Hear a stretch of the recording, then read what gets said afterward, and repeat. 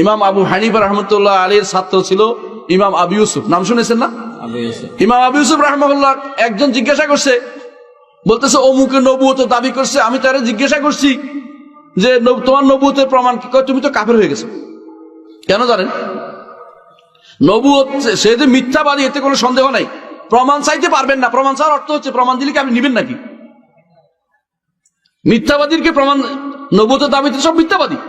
আপনি কি প্রমাণ চাইতে পারেন তার কাছে? চাইতে পারেন না, কোনো প্রমাণ চাওয়ার সুযোগ নেই।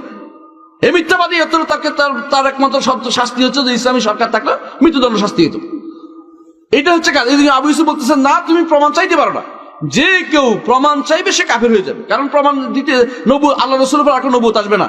এর অর্থ হচ্ছে আল্লাহ তাআলা যেটা আল্লাহর সিফাত বা গুণ, তিনি সবকিছু জানেন, এটা অন্য কেউ যদি দাবি করে সে কাফের হয়ে যাবে।